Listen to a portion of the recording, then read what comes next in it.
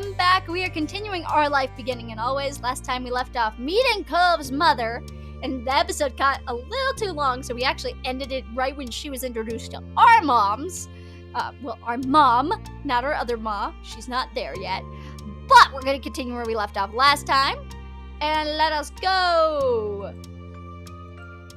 I'm Kyra Pierce, Cove's mom. It's nice to meet you.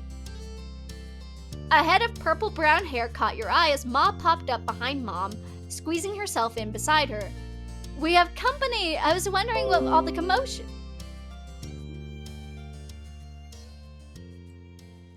I was wondering what all the commotion was. She grinned excitedly at Kyra. The two of them introduced themselves and shook hands. Hello. Hi, Blue, Cove. Cove smiled at Ma shyly, and she gestured a hand towards the living room. There's no use hanging around in the doorway. Why don't you come in? I'd love to, but I promised to take my son out to eat, and I wouldn't want to hold you up with a surprise visit.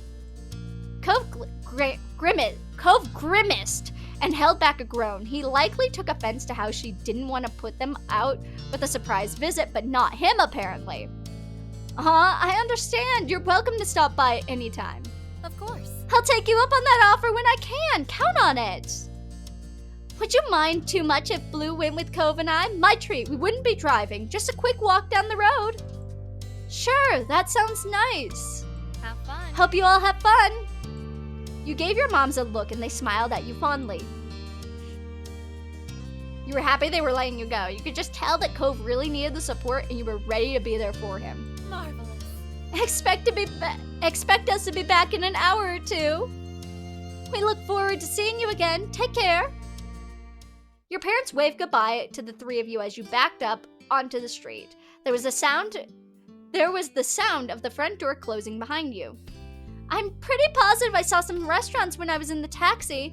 Not too far from here. Yeah, it's a tourist town, isn't it? There's a lot of them around.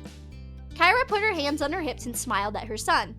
Well, you sound like the area expert. Do you have any recommendations for a place nearby?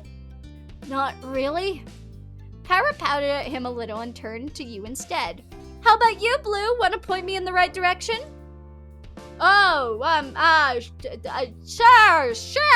Sure. You've been to a lot of places in town, and there were a couple that stood out from all the rest. There's a Chinese restaurant that me and my family go to all the time. It's my mom's favorite. There's also a tropical-themed place that tries to be sort of fancy.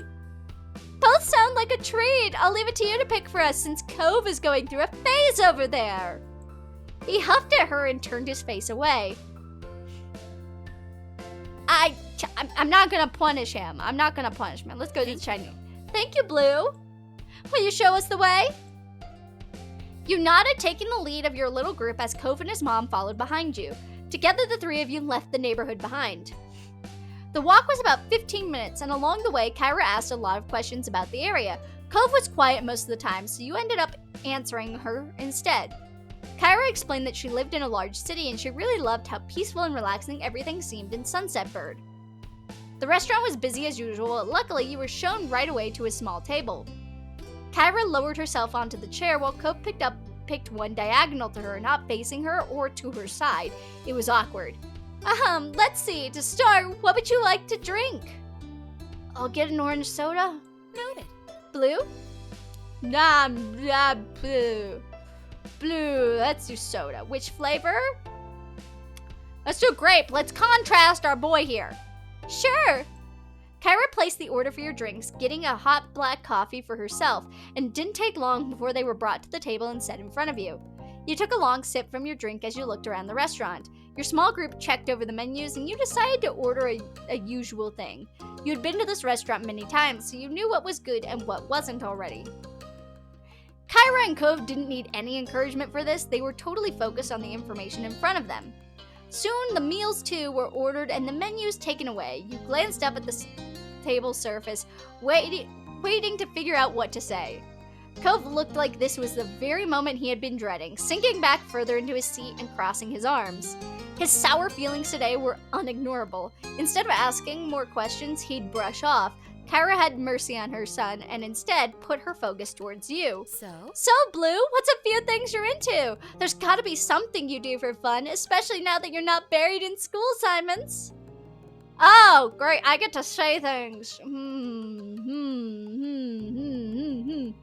I'm gonna say that last. That's gonna be my last thing I say. I'm really into Cove. That's gonna be adorable, isn't it?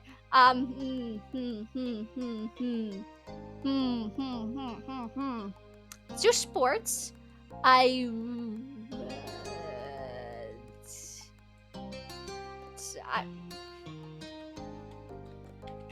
don't know why soccer wasn't a sport that you could choose. I play soccer, it's great. And tennis. Those are my sports. I used to play tennis when I was younger, but I haven't played anything in a long time. Maybe after all these years, I'll pick up a racket and we can play together. And I like music. I play the violin because that's the actual instrument I play in real life. It's a beautiful instrument. Why did it say Blue said that? I thought Kyra would have said that. And art. I mainly draw. I filled out a lot of sketchbooks. And Cove. Kyra let her sudden laugh and Cove gasped beside you. It was dramatic enough inhale that he almost choked on the soda. You chuckled at the reactions. It's exactly why you said it. That's exactly why we said it, Cove. I'm going to tease you forever. Blue?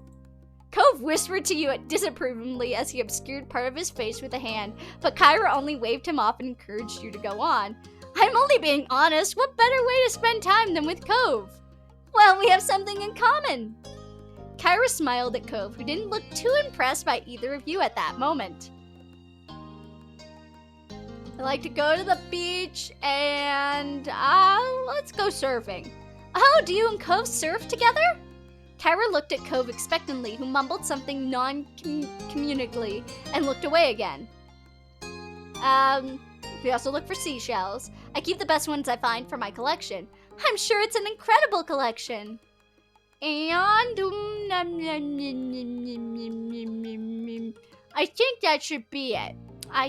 But actually, let's do write. I'm a fellow writer. Writing is a great form of expression, don't you think? Kyra sighed wistfully, her eyes going soft. And I think I'm good. Thanks. I think that's a lot.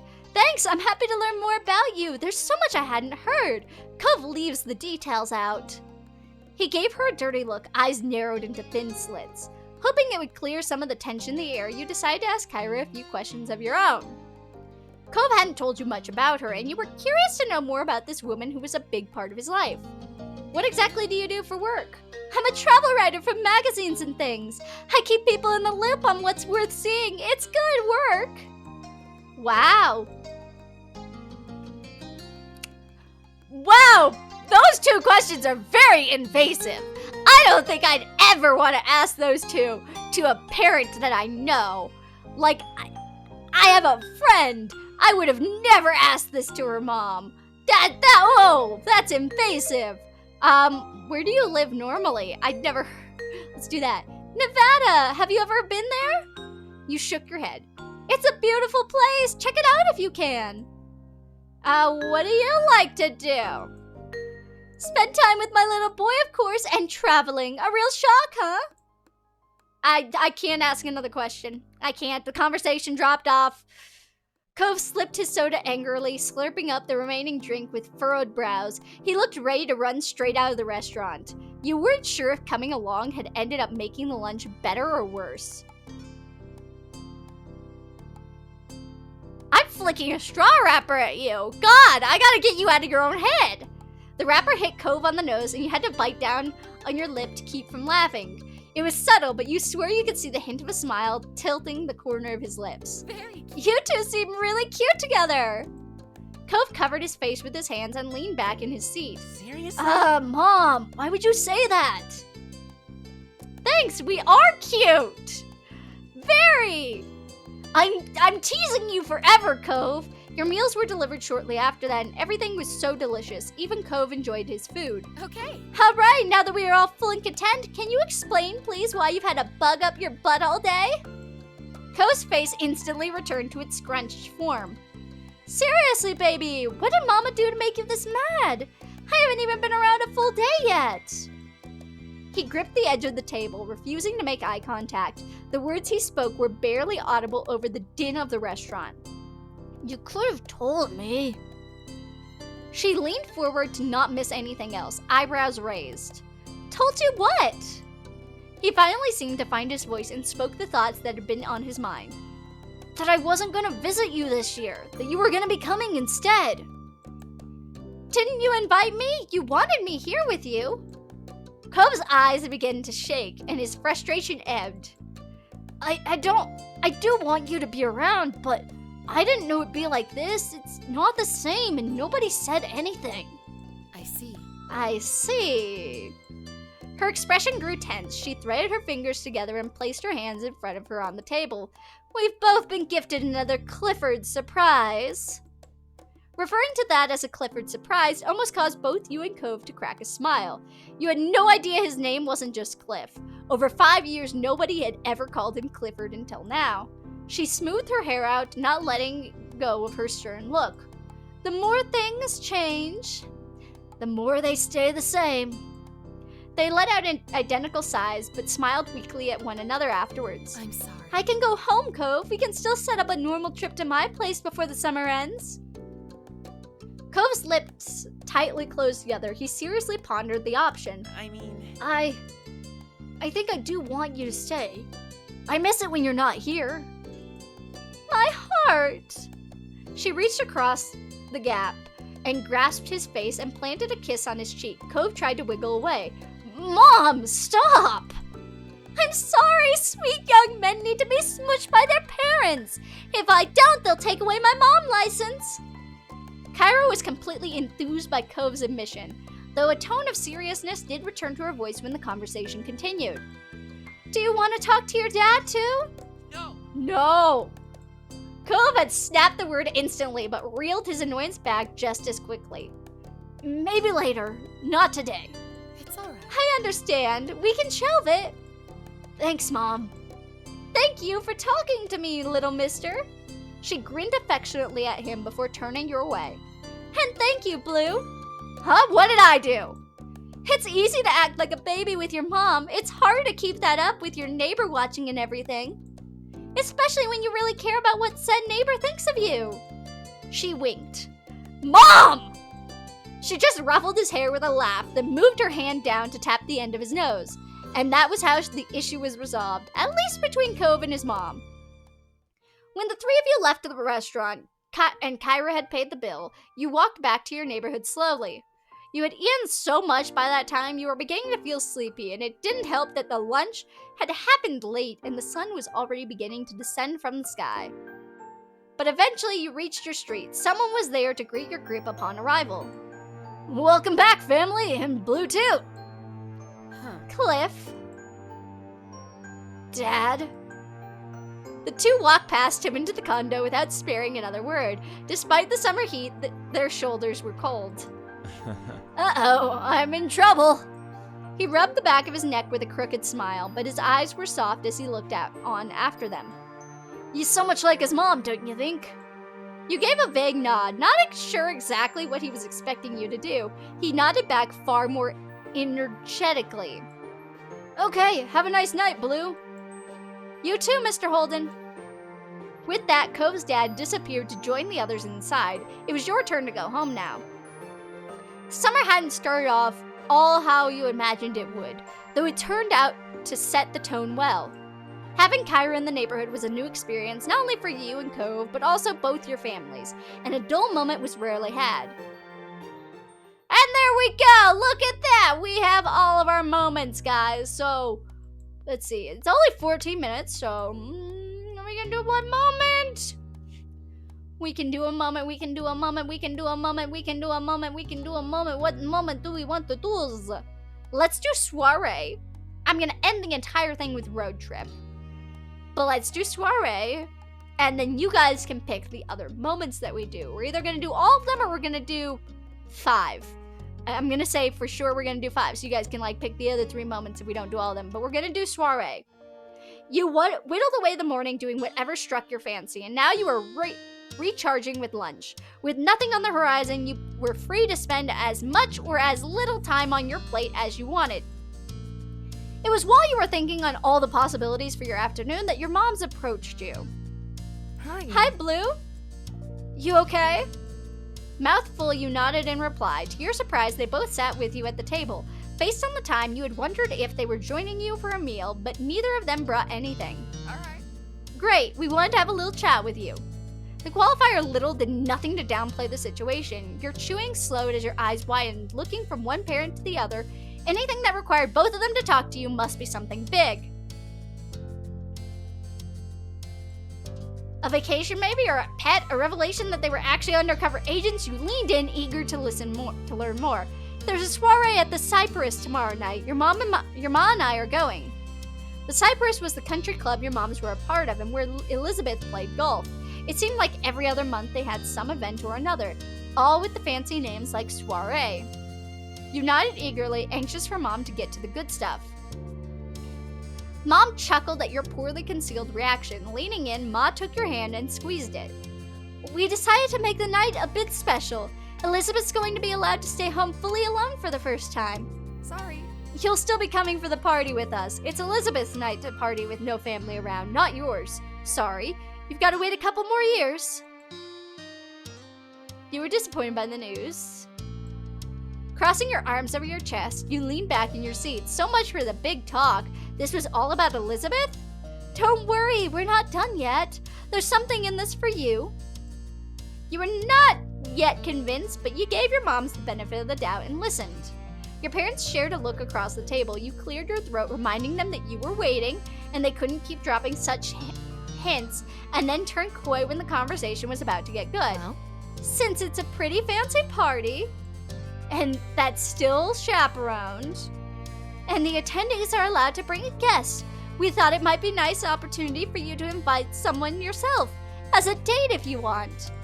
Your eyes widened as the words sunk in. Your moms took advantage of your uncharacteristic silence to continue filling you in on the event. Even though we'll be at the party too, you don't need to worry about us getting in your way.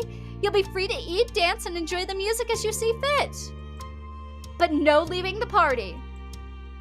Ma nodded at Mom's interjection. Isn't that great? Yes, as long as you don't leave the party, and if you'd rather bring just a friend, that's a-okay too. That's amazing! You must have lit up because your parents shared an amused look again. Don't worry about The it. soiree isn't until tomorrow, so you've got time. Just let us know your plans before we're heading out. That's all. We'll leave you to your lunch now. Your moms rose from the chairs in unison, disappearing to another part of the house. You barely noticed their departure. All you could think of was what just happened. We get to have a date with Cove! Ain't that gonna be fun? The remnants of your lunch stared up at you from your plate. I lost my appetite. The last thing on your mind was food. You rose from the table and cleared your plate as you tried to untangle the thoughts from your head. Even though you'd relocated to your bedroom, your head was stuck on the conversation that had unfolded at the dining table downstairs. You knew that... Oh! You wanted it to be a date. The prospect of having your first date made it impossible to sit still. You couldn't help but jiggle your foot as you laid on your bed, contemplating the possibility. The night being a date would mean actually asking someone out. The little you knew about that that came from what you'd seen on TVs and movies and what you'd heard about from the kids at school. Your moms hadn't even entertained the idea of you dating until now. You went over the possible words and phrases in your head, setting up scenarios and smooth sieges before tearing them down and trying something else. You realized that you'd been mentally scripting Cove as the one you were asking, and it had been his name repeating inside your mind, his face lighting up as you invited him to join you. Smile. You let your train of thought continue a little longer. You clearly pictured his eyes, the way he rubbed his arm when he was nervous, and tried your best to guess at what he might do next. It was nice. You liked him. You always liked him. A lot. You wouldn't be able to stop thinking of him even if you wanted to, and you didn't. Sighing, you shifted a position on the bed, resting your arms on the windowsill. A flock of birds caught your eye and led your gaze as they crossed the sky. You watched the birds grow smaller and less distinct until they disappeared from sight. Like a snap of a hypnotist's fingers, you were released from a trance and left with a goal of your own. You were going to take a walk. You ambled through the familiar streets of your neighborhood, picking your path on a whim. It was as quiet as ever, with tourists choosing to congregate in the shopping areas near the beach rather than venture into the sleepy residential zones.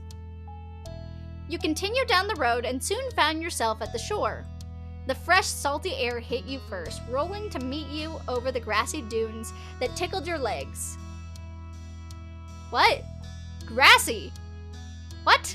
I thought we were on the beach! I'm confused. Followed by the familiar view of the sea stretching across the horizon, you came to a halt. A lone figure was standing in the ocean, water reaching up to his knees. Though he had his back to you, you recognized the familiar silhouette as Cove's. It made sense that you'd find him here. He always was in his element by the sea. You had no idea if he heard your arrival or if it was coincidence, but he looked over his shoulder. Your eyes met. I'm gonna confidently head over. God, you hadn't known you'd find Cove out in the wild, but since you had definitely wanted to make the most of it, you strode over to him without hesitation. Cove smiled at you, bathed in the soft light of the afternoon sun, with his hair gently tousled by the sea breeze. He looked especially charming. He then fully turned around and began to wade through the water over the shore. Ah! Heart aflutter, you wondered what you were going to say to him when he reached you. The question of whether to invite him, and if so, in what fashion, was in front of you, between leaping into a world unknown and enjoying the safety of the familiar. Hey, Blue, are you free right now? Not exactly. Not exactly. Oh, Blue. Oh, my poor baby girl. That is not how you talk to the beautiful boy in front of you. My moms are taking me to a soiree tomorrow at the country club. Why does that interrupt my time right now? Why did you bring it up that way? God darn it, Blue, you're buffling this up. It was kind of a strange segue. Oh, that's segue! I didn't know that's how you spelt segue. Doesn't look right. It didn't look right until I actually read it, and I thought, wait, maybe it's way, segue. Oh God, I'm bad at reading. Or it's just a word that I've never actually read before. But you wanted to get right to the point. A soiree, huh? Sounds exciting. He was smiling politely, but you could tell your outing mention hadn't sparked much interest.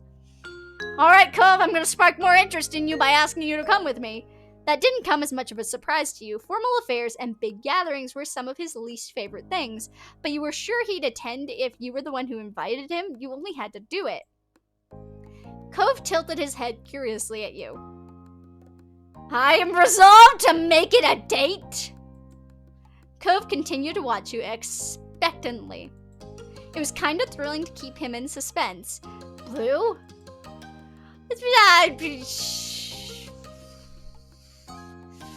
One of these three is not like the others, these three is not like the others. We're gonna be shy about it. We're gonna be so shy about it. Wait, ooh. Okay, which one? Do we want to be really shy or do we want to be cute shy? I want to be really shy.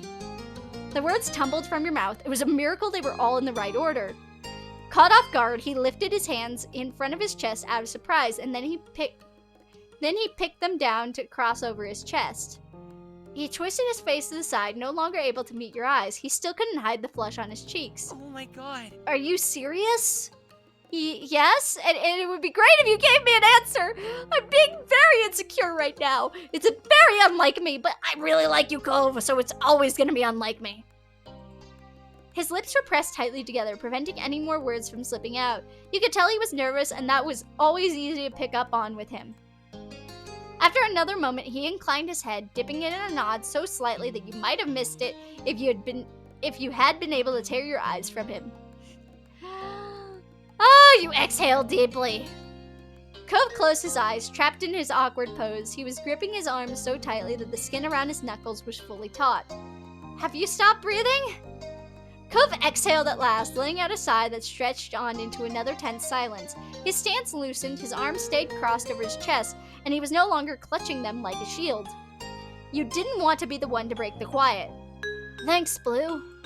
I guess I'm gonna have to tell my dad and mom, too. Right? I've gotta let my moms know that you're going. Can you come with me? Yeah. God darn it, Cove. Don't make me think that you're not actually wanting to go. It was a relief that he'd thought enough to manage speech again. You hoped that by the time you got to your house, he'd be able to manage full sentences once more.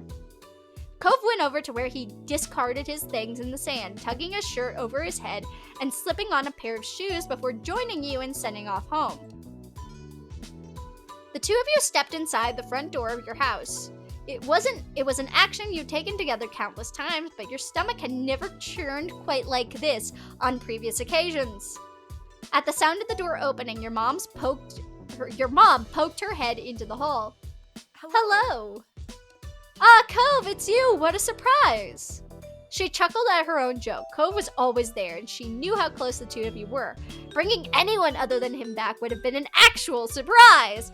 Damn it, Mom! Hi, Miss Flame. So, I take it Cove's gonna be our guest for tomorrow night? God darn it, Mom! Let me tell you my news! Don't break my surprise! I get it, it wasn't really a surprise, but don't break my excitement and my news.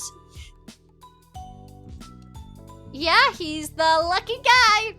Wow. And what kind of outing will it be? I asked him on a date, Mom. Her voice was hesitant but serious. Cove ducked his head down reflexively. You knew he'd figured out what she was driving at. You know what it is! What does it look like? What does it look like? Why would I bring him back into the house if it wasn't a date? I don't know which of these to answer. I feel like I wouldn't be so confident to just outright say it's a date. I don't think I'd ever actually say you know what it is to my mother. I don't think what does it look like? What does it look like? I want to see what my mother would have assumed I'd do. She could be so embarrassing sometimes. Thankfully, she spared you any follow-up questions and nodded in understanding. She wore a wispy smile. Ma's gonna be thrilled about this. Cove tilted his head back up just slightly. He peeked through the longer strands of his hair. Just her, Miss Flame? Oh, Mom, you just got burned! Even if you had not been able to see his wide, worried eyes, you'd have heard the anxiety in his voice. Your mom sighed and patted him on the arm. Oh, Cove, you're a great kid. Most parents hope their kids meet such a special person someday. She glanced aside, a wry expression on her face. Someday is the real key word there. She turned back to the both of you. But you just had to move right across the street at 8 years old. Mom crouched down, shaking her head and putting a hand on each of Cove's shoulders. Okay. Cove, I hope you're planning on being very good to Blue, and I'm not just talking about tomorrow night. She nudged him playfully on the cheek with a fist. Cove, who had been blushing when this all began, was now as red as an heirloom tomato. Yeah, I will, or I was, or will. Oh, come on, Cove, what kind of answer is that? You don't have to worry. Cove is definitely gonna be good to me. I'm gonna be confident. There was a teasing tone in your voice. Between you and your mom, Cove was defenseless. He didn't speak further, his eyes locked down onto the shuffling feet as he rubbed the scar on his arm. The redness remained intact. Okay, we put Cove through the ringer enough. The big day isn't even here yet. You laughed and nodded along. There was still plenty of time to have fun. Yes, there is. There's so much time, Covey boy. I'll give your folks a call and get everything squared away. She headed off to get the phone, leaving the two of you alone. Cove's eyes darted to you and he shot you a quick, delicate smile before staring at the ground again. I'm gonna go across the street, talk to my parents. Alright, see you tomorrow. Bye, Cove. He retreated from your home entryway without another word. And the rest of the afternoon passed just like that. Back to your room, your mind was alight with visions of tomorrow night. The soiree was something, but not nearly as exciting as going on your first date. You were thrilled that Cove had actually said yes and that he was your genuine date to the party. You hugged your knees to your chest, overawed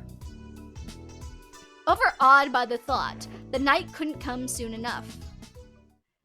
The evening of the soiree had arrived, the daylight hours having slipped by in a blur. Up in your room, you were getting ready for the big event. That was your intention at least, but you hadn't settled on an outfit. Stationed in front of your wardrobe, you scanned over the clothing you had at your disposal. Though Ma had mentioned this event was a bit dressier than a normal get-together, you didn't necessarily have to comply. I'm looking for something. You wonder how Cove might feel about your outfit. You couldn't help but consider how he would respond to the way you were dressed. Would he like seeing you dressed all fancy, or would it reinforce the weirdness of the situation? Your mind drifted across the street. Was Cove going through the same steps right now, staring at his wardrobe and trying to decide what to wear? You had no idea if he would dress up for the occasion himself or if he wore his usual attire. It would be so much easier if you knew what he was going to do. I want to impress him. We're gonna go look for formal. You attempted to decide between the nicer pieces of your wardrobes, the ones that rarely had a chance to come out.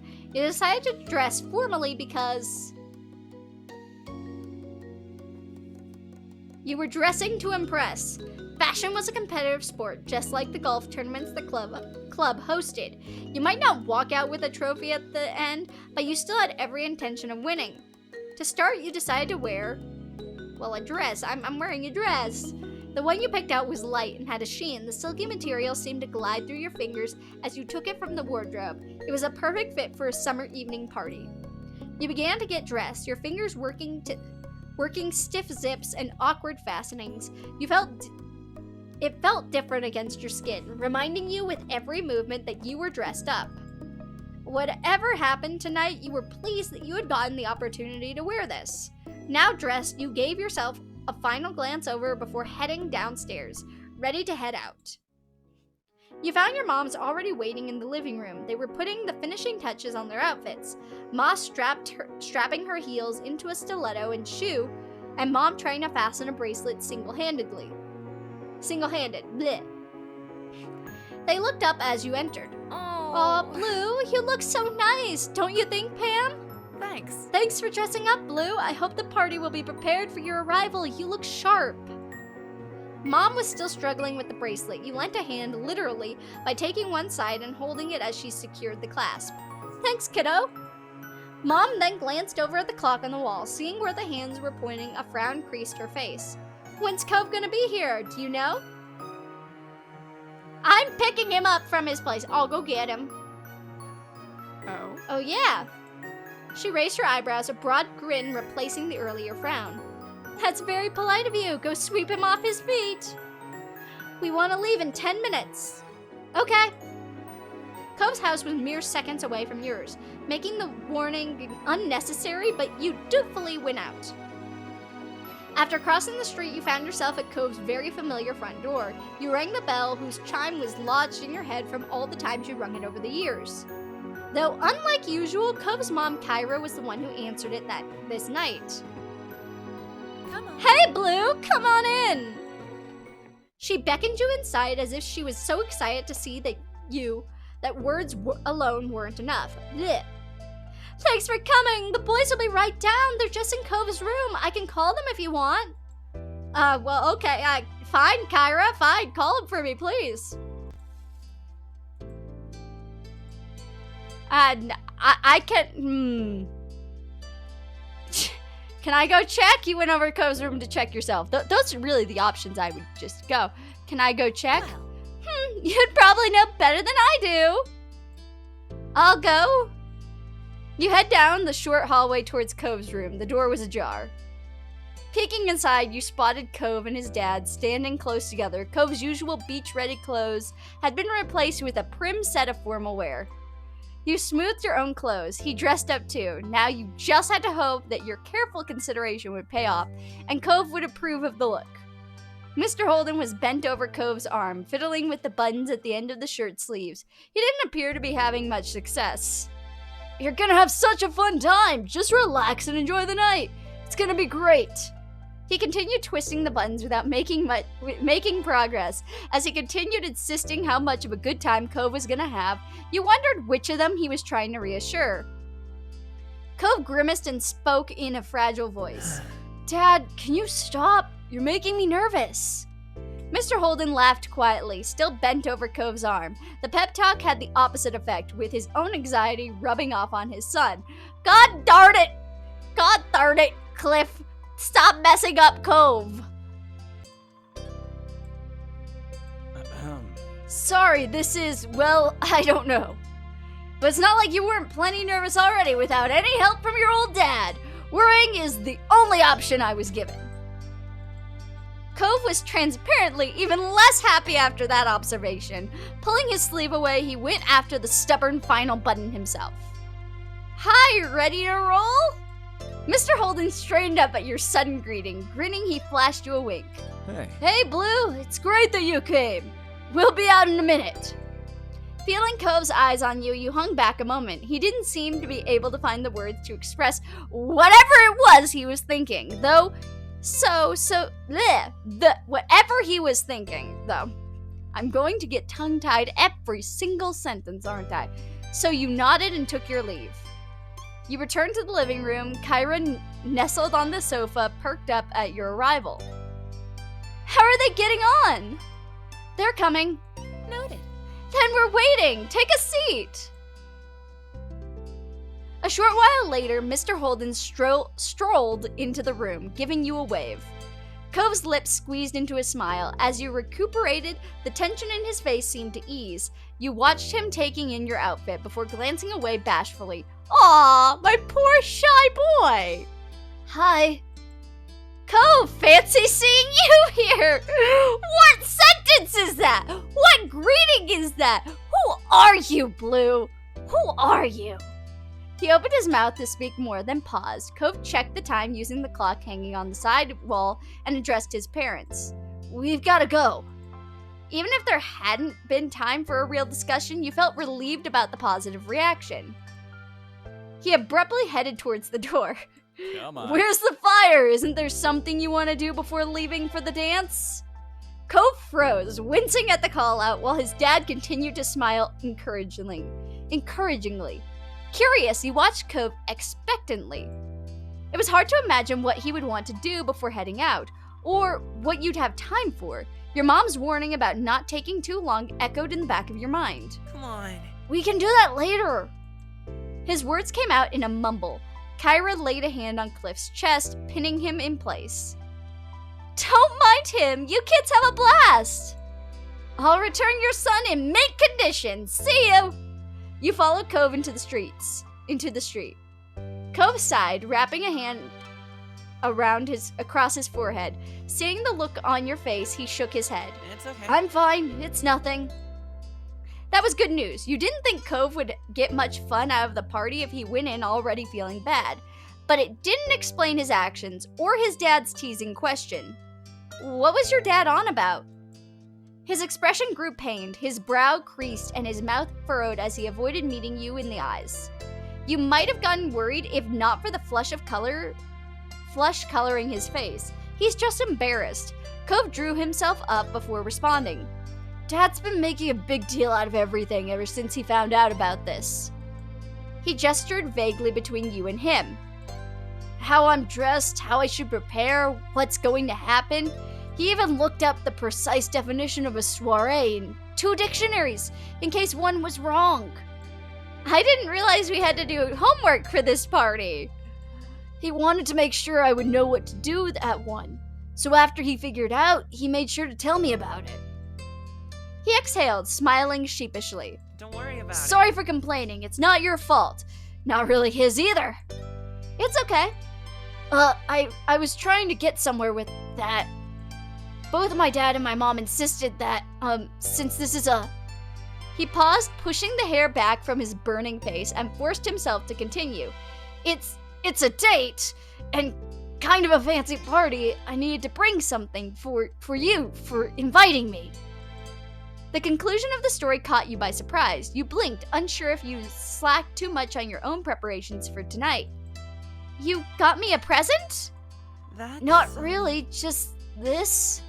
Cove reached behind himself to take something out of a back pocket. His hand returned to view with him holding a single small rose by the stem. Cove threw his gaze to the floor, shyly inching his hand closer to you. That's my favorite! You remembered! You adorable, adorable boy! He twitched ever so slightly. Was that on purpose? You remembered my favorite flower and got one for me? His voice cracked under the strain of being confronted on what he had done. That's what I did. Oh, like the first meeting. Oh, we told him our favorite flower and he got it for us. That's adorable. You're so wonderful. I'm gonna say you're so wonderful. He spluttered a weak laugh out of sheer anxiousness rather than humor. I'm not. You're the one who's... No, I think you are. Okay? He didn't have it in him to continue this conversation, even if that meant not being able to refute your assessment. Then you accepted the flower from him. Cove straightened himself out in response. So we're gonna be late if we keep standing here. Right, we better hurry. You return home, Cove in tow. Your moms welcomed you back. You expected them to pile you back outside immediately, but their urge was momentarily stifled stifled as they caught sight of the flower clasped in your hand. Thankfully, other than sharing an infuriatingly knowing smile, they took it in stride and didn't say anything. Thank God. Your mom's smug look vanished as she caught sight of the clock. Purpose remembered, your mom's whisked you out once more, into the car and off to your destination. You pull up to the country club. The sun had sunk deep into the horizon, the last of its light sleepily warming the oncoming night. Your moms led the way to the space around back where the event was being held. The place had been transformed through decoration, with smart tablecloths and elegant ribbons contributing to a festive atmosphere. Musicians dressed in matching black and white were setting up their instruments and flicking through pages of sheet music. And, as promised, there was a table covered in plates of carefully prepared food. Destination reached, your parents rounded on you and Cove. Oh, things haven't kicked off yet, but don't let that stop you from enjoying yourselves. Have fun. Have fun. We'll be around if you need us. See you later. See ya. Bye. Cove waved your moms off. Once they retreated a distance away, you found him watching you expectantly. What now? It wasn't a question, but a plea for help. You could tell that he definitely didn't know what to do with himself in this situation. I feel you, my baby boy. I feel yous. I feel you so hard. We gonna do good. You're gonna be in fine hands. We'll have to wait for some things to start, like the band, but there's stuff going on already. Cove perked up at that. Really? Oh, do you want to do any of those? Whatever they are? Let's go check the snacks at the refreshment table. I don't need to introduce you to people. That sounds like it would get him very embarrassed. We can go eat some food now, even if the music hasn't started yet. Oh? That's okay, it's not too soon. Yeah, I wonder what they'll have this time. No one will mind, really. Let's go find out. The two of you wandered over to the refreshment table. With it being early in the night, it had barely been touched, and the plates were nearly as pristine as when they'd left the kitchens. The offerings were all tiny bite-sized, ready to be picked up and sampled. It was immediately apparent that there was plenty to choose from. Just from the level of care in which it was presented, it was clear that this was fancy stuff. Cove stared at one plate, then another, confused. I think I know some of this. This is good stuff. This is good stuff. Is it? Yeah. You pick out one of the nearby morsels up and present it in front of Cove to observe. It looks like a slice of the world's smallest loaf of bread with stuff on top. It has to be small so that you've got room to try lots of different things. Cove's eyes were wide as you guided him through what was on offer. It made you feel sophisticated. Cove squared his shoulders as if gearing up for a match. His stance was familiar from all the times you'd seen him preparing for some sporting event. I'm gonna try it. He picked up a plate and took one appetizer, then another and another. Soon you realized he was taking one of every single type. There's no prize for eating it all. You've only got to take things you want. I don't know what I want, so I'm figuring it out. You might be stuffed afterwards, but it was a problem for your future self. Right now, you were going to enjoy the feast to the full. Cove nibbled on his way through everything the cypress had. The results of his endeavor were mixed. He was revolted by some of the things he tried, openly screwing up his face and rushing to find a drink to wash the taste away. Yet these bad experiences didn't stop him from plowing on, moving on to the next snack with an open mind. There were some foods he was neutral about, dismissing them with a shrug. But best of all were his reactions when he stumbled across something good. Each time caught him by surprise, his expression morphing from wary curiosity to skeptical interest before making way for astonished enjoyment. Regardless of how he felt about what he was currently eating, you could tell he was having a good time, just being free to eat whatever he laid his eyes on. You thought that was nice too. After going through a round of sampling,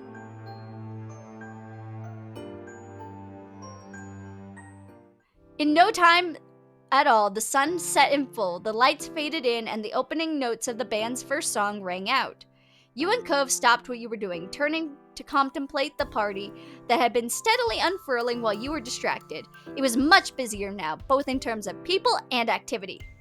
The first steps were taken into the dance floor, some tentative, others eager, and even if the band hadn't been playing, the constant level of chatter would have ensured that it wasn't a quiet night. With the party now in full swing, your options had increased. I want to ask you to dance. I want to dance. There's how do we say it? How do we ask this adorable boy to dance? Well, obviously I'm not doing that. That sounds really awkward. I think it's like number 1 or number 2. Number 1 or number 2. Well, I'm saying number 1 and number 2, but it's top or bottom. Top or bottom. Oh, that sounds worse. That sounds so much worse. Okay. Dance maybe with you. Is that okay? I think the first one. Really? He blurted the word out without thinking, then clamped a hand over his mouth before anything else could slip out. Of course, really. That's why I invited you to a dance. Cove sucked in a deep breath as if trying to inhale confidence as well as oxygen into his lungs. He gave a single, serious nod before holding a trembling hand out towards you. I'm gonna feel confident. You said yes, you're going to dance with me. I'm gonna be confident. You were at ease with Cove and had nothing to fear from a dance. Quite the contrary, you stood tall and ready to make an impression. You took Cove's outstretched hand. His skin was hot and damp. You squeezed it, giving him a reassuring smile, and together, you carefully made your way to the dance floor. Onto the dance floor. You took your places standing before each other, hands still entwined. Frowning, Cove assessed the situation, trying to puzzle it out like a math problem, before putting his remaining free hand on your shoulder. You repositioned. Oh, it's adorable. I get it. You're adorable. You're a little bit shy, but I'm going to put it on my waist. Gently, you took his hand from your shoulder and moved it lower down for the dance. His eyes shook at the touch. From how tense his arms were, you knew Cove was fighting an urge to pull away. Damn it, Cove! But ultimately, he smiled shyly at you and his grip on your other hand tightened. You gaze up at Cove, who seemed suddenly aware of a few inches he had over you. Cove awkwardly glanced down at you from the corner of his eyes, almost looking apologetic. The music had begun. You both moved eagerly, trying to catch up to it, but your feet took you in opposite directions. Fumbling, the two of you shuffled from side to side, attempting to mirror each other's movements, but always winding up at odds. Oh, Cove! This is adorable! It was difficult. Cove was struggling just coordinating his own limbs to the rhythm, let alone matching your movements. When Cove's foot ghosted over yours, it was decided it'd be safest for everyone if you simply swayed to the tune. You rooted yourself to the floor, your torso gently moving to the sounds. That's adorable. Gratefully, Cove kept his movements small and subtle in the same way. All was fine for a little while. You weren't going to win any dancing accolades with Cove, but that didn't matter when you were treasuring just being so close to him. Cove snapped stepped out of sync with the music, knocking against you. He flinched back, nearly pulling you over in the process. You took a hand from him and held it up, halting the proceedings so you could both get your bearings once more. Dancing is harder than I thought. Instead of feeling better over the mutual struggle, Cove looked off. Yeah.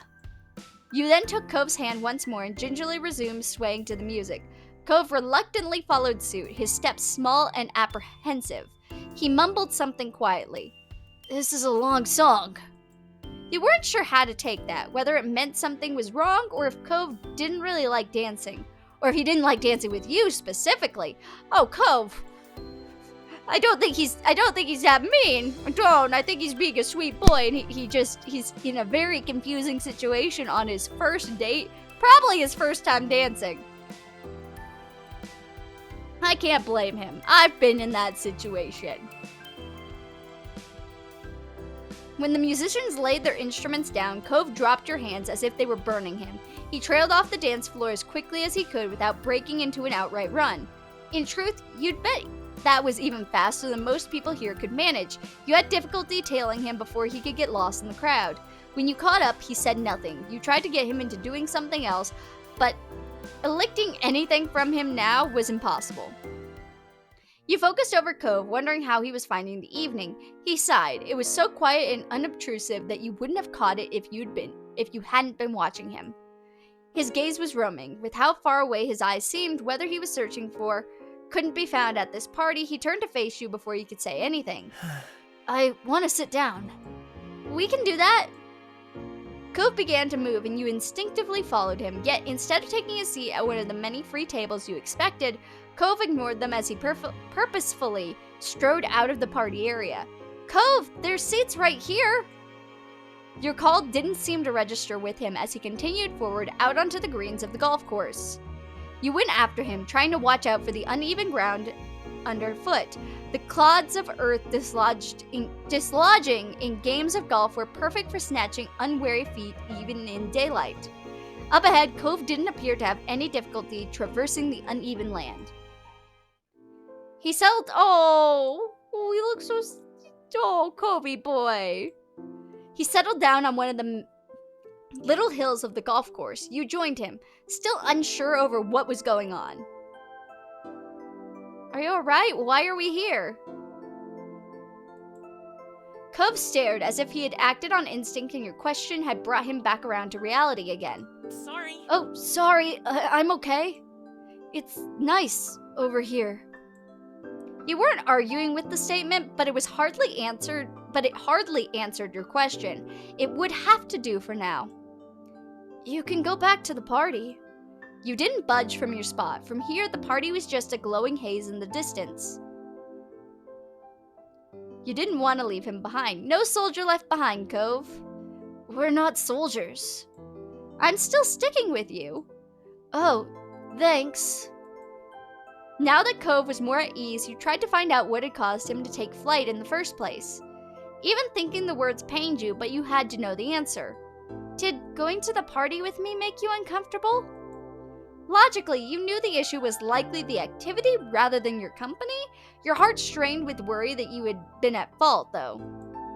Was it because I made you dance? His abrupt departure from that was another indicator that something had gone awry. What? No. He shook his head emphatically. Emphatically. It's not anything I did tonight. It's definitely not anything you did either. Oh, thank you, my dear boy.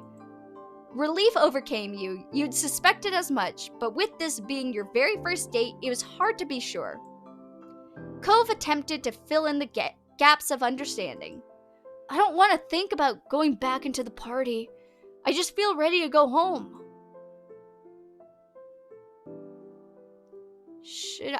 I'm sorry you're not having fun anymore. Quiet or I'm sorry. I'm gonna keep quiet. Cove stared into the distance. You figured anything you said wouldn't have reached him regardless. Cove sat there quietly, gazing out into the shadowy hills and valleys of the golf course. A comfortably warm wind rustled between you, tousling his hair.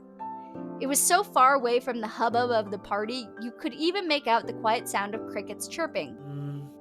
This is kinda like how we first met. Do you remember? How could I forget? You'd always liked him, even from that very first day. It's so weird. That was a long time ago now. You thought back to the day when Cove first arrived in the neighborhood. He had run away from Mr. Holden, taking solace in the hills behind your house. That had been late, too, on a clear night like today.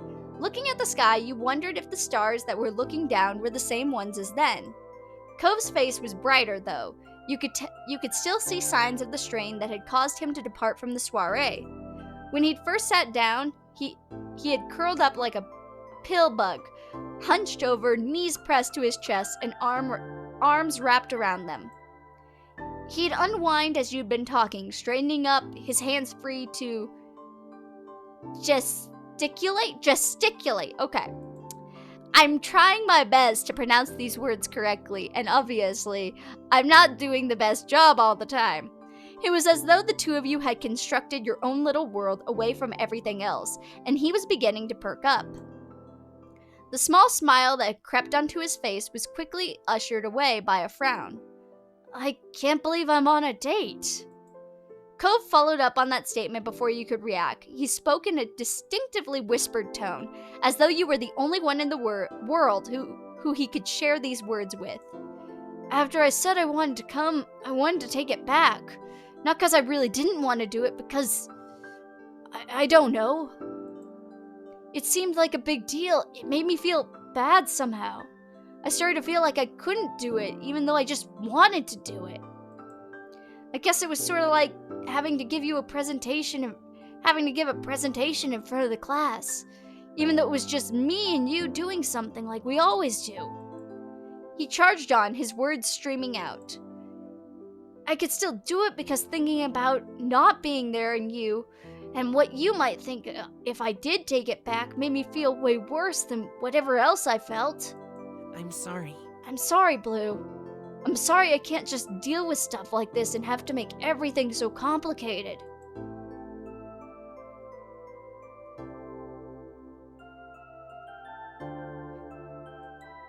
Oh.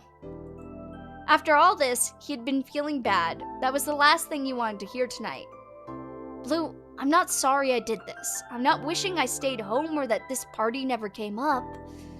It hadn't sounded like that. You wanted to take it back. He moved his head to look at you straight on, eyes meeting yours. No way. Yeah, I did, but it's not because I hate parties or because I hate you. I never could. It's just me. There's a lot of stuff I want to feel okay doing and I just don't. I can't explain why. I don't even know why. The problem isn't that somebody is trying to include me. You're the one who doesn't have to keep doing these things. I'm sorry. I'm like this. I always am, and then I make you feel bad. Nobody's gonna force you to keep trying. But if you do, then I'm gonna keep trying too. When there's something I want to do and I start feeling bad for some reason, I don't want to give up on that and run away. Especially if it's for you. He flushed and had to break the fragile eye contact made. Because I want to keep doing things with you. No matter what, I don't want you to stop wanting me there. Because when I do whatever it is for real and you're with me, it all feels better in the end. It always does. I feel like I changed his voice somehow in the middle of all this. I don't know. You guys can tell me. So thanks for inviting me, Blue. It was something really special.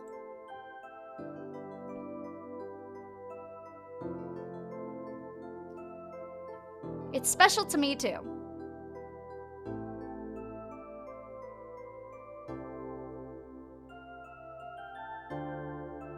I'm gonna take your hand. We're gonna hold hands. His skin was cool to the touch. His fingers coiled delicately around yours. You felt a tug on your hand and found Cove in the process of standing up. You joined him on your feet.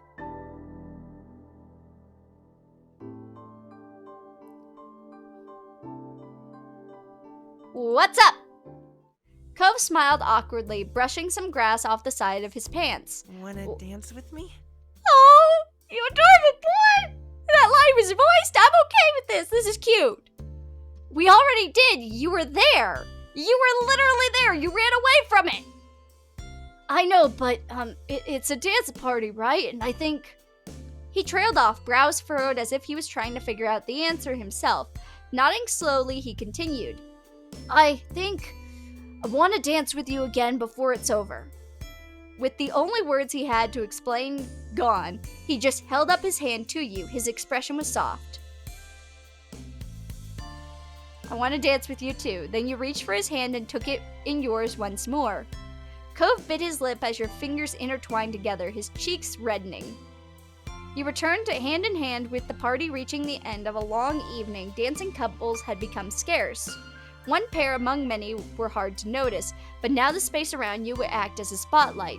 Not that there were many left to watch you. He was still at ease, even buoyed by the dissipated crowd. This time there was a spring in his step as you walked onto the dance floor together. Cove kept hold of the hand you had given him back on the little hill. Remembering your earlier attempt at dancing, he placed his free hand on your waist all on his own, though still with a touch of trepidation. Oh, you adorable boy! Cove hesitated while you waited for a sign. With the song in progress before you stepped out on I'm sorry, guys. Cove hesitated while you waited for a sign. With the song in progress before you stepped out to dance, there was no signal for the right moment to begin. The same thought occurred to Cove, who shrugged his shoulders with keeping form. Taking that as your starting point, you cautiously began to sway. Cove readily followed your example. You danced wordlessly, dimly aware of the music guiding you. You were more focused on Cove, whose attention was firmly fastened on you.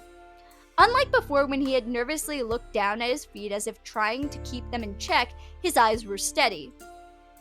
He didn't even allow himself to be shaken when your knees knocked against each other and you both briefly fumbled your steps. Instead, he chuckled, and it was as soft as the roll of the morning tide. His lips curved into a shy crescent. You had been drifting into a dreamlike state, but the expression, one you'd never seen before, pinned you back to reality. Your heart was caught in a clench, held tight, and yet straining with the effort of thumping harder than it had after any moment of physical exertion. As if in response, his hand began to hold yours with increased strength. He pulled you ever so slightly more towards him. Thoughts about what it meant and what it might happen when it was over eased, and the both of you were able to simply have this dance. Time fell away as you took it in the small moment.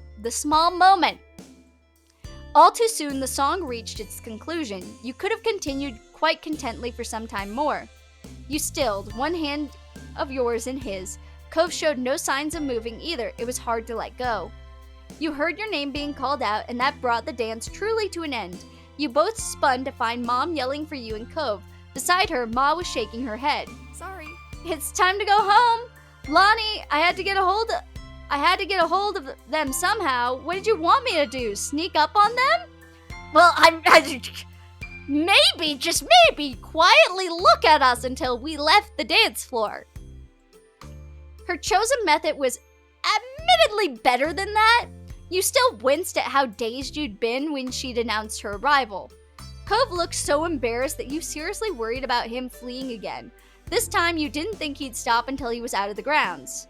Despite Cove's reaction to the scene with your moms, to you, it had been a perfect ending to the evening. You were so glad you got the chance to dance with Cove once more before the night was over. And it definitely was over now. You didn't need to say anything to Cove. The two of you marched wordlessly over to your parents, who were still bickering playfully. Standing shoulder to shoulder, your parents surveyed you and Cove. You wondered if they were checking that you were returning Mr. Holden's son in the same state he'd left the house. So? That was quite a night, huh, gang? Wasn't it just? Cove managed a self-conscious smile. Yeah. Ma was smiling too, with an expression so soft it could have cradled a newborn chick. Well? And how was your very first date? Please don't start on them already. It technically hasn't even ended yet. Fine. Well, we better get ready ourselves to get back to Elizabeth. If we're lucky, the house might still be standing. Pam. Oh, shush! She swatted your mom playfully, laughing at the comment. You cast one last look at the party. You saw people exchanging farewells and suppressing yawns. Most of the faces were happy ones, despite the wariness that was starting to creep in.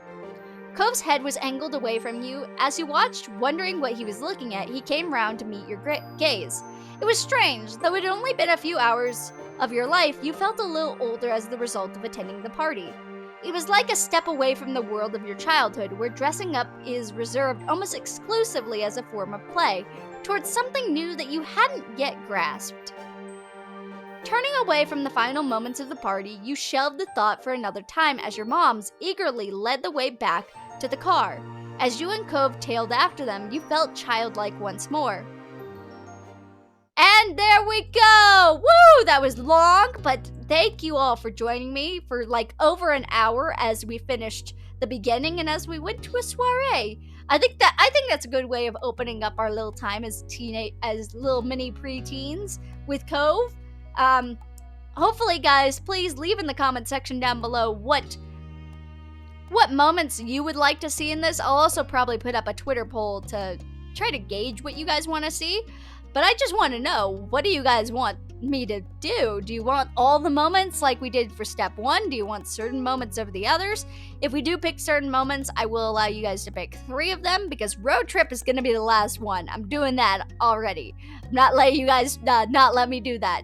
But anyway, guys, thank you so much for joining me. I'll catch you all on the flip side. Bye, everyone.